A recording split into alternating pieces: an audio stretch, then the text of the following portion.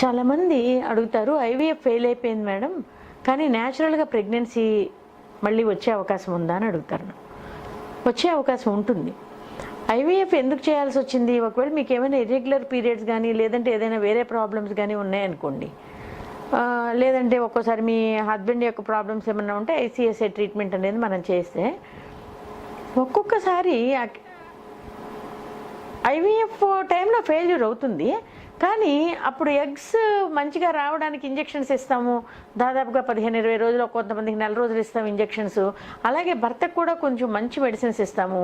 అనుకోకుండా ఒక్కోసారి న్యాచురల్గా ఆ టైంలో మనకి క్వాలిటీ ఆఫ్ ఎగ్ అంత బాగుండక, స్పెర్మ్ అంత బాగుండక ఏదైనా ప్రాబ్లం ఏర్పడతాం, లేదంటే ఆ యొక్క ఎండోమెట్రియం గర్భసంచి యొక్క లోపల పొర ఎక్కడైతే బిడ్డను పట్టుకుంటుందో ఆ యొక్క ప్లేస్ సరిగ్గా లేకపోవడం, అందులో ఉన్న కొన్ని ఇంటర్ల్యూకిన్స్ అంటే కొన్ని ఎండోటాక్సిన్స్ ఎక్కువైపోవడము, అవన్నీ కొన్ని ప్రాబ్లమ్స్ వల్ల ఏమవుతుందంటే కొన్నిసార్లు ట్యూమర్ నెక్రోసిస్ ఫ్యాక్టరీ ఇలా కొన్ని ఉంటాయిలేండి. అవి మనం పెద్దగా మాట్లాడుకోవసరలా.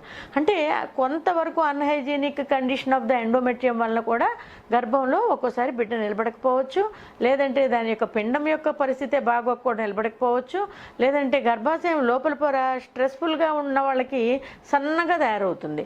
సో వాళ్ళకు కూడా బిడ్డ నిలబడకపోవచ్చు.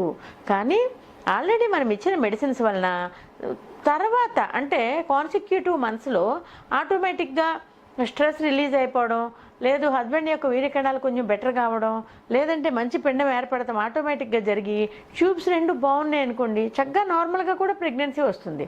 అయితే దానికి ఫస్ట్ మనం ఒక ఇంజెక్షన్ ఉత్ప్రేరకం అంటే ఒక ఇనీషియేషన్ అనేది ఈ యొక్క ట్రీట్మెంట్ ద్వారా జరుగుతుంది. అలాగే ఆ ట్రీట్మెంట్కి అండాశయాలు బెటర్గా రెస్పాండ్ అవ్వడం, లేదంటే హస్బెండ్ యొక్క వీర్యకణాలు బెటర్గా రెస్పాండ్ అవ్వడం జరగడం వల్ల న్యాచురల్గా కూడా ప్రెగ్నెన్సీ వితిన్ 6 months అందుకోవచ్చు. ఐవీఎఫ్ తర్వాత ఐవీఎఫ్ ఫెయిల్యూర్ అయినా కానీ మీకు చక్కగా ప్రెగ్నెన్సీ వచ్చే అవకాశం ఉంటుంది. కాబట్టి మీరు టెన్షన్ ఏం పడవద్దు, ఐవీఎఫ్ ఫెయిల్ అయిపోయిందని బాధపడొద్దు. చాలామందికి న్యాచురల్గానే అవకాశం ఉంటుంది.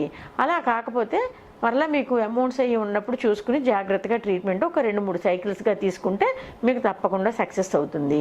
అలాగే ఒక ప్యాకేజ్ సిస్టంలో కానీ ఒక 2-3 సార్లకి మీరు ట్రీట్మెంట్ అనేది తీసుకుంటే మీకు చక్కగా ఎక్కువ మందికి ప్రెగ్నెన్సీ వచ్చే అవకాశం, 100-89 మందికి ప్రెగ్నెన్సీ వచ్చే అవకాశం ఉంటుంది. కాబట్టి ఊరికే వయసు పెరిగిపోకుండా జాగ్రత్తగా టైం ప్రకారంగా ప్రాబ్లం నిజంగా ఉంది అనుకుంటేనండి, నిజంగా లేదు అనుకుంటే ట్రీట్మెంట్ ఏం అవసరం లేదు, మామూలుగానే వస్తుంది.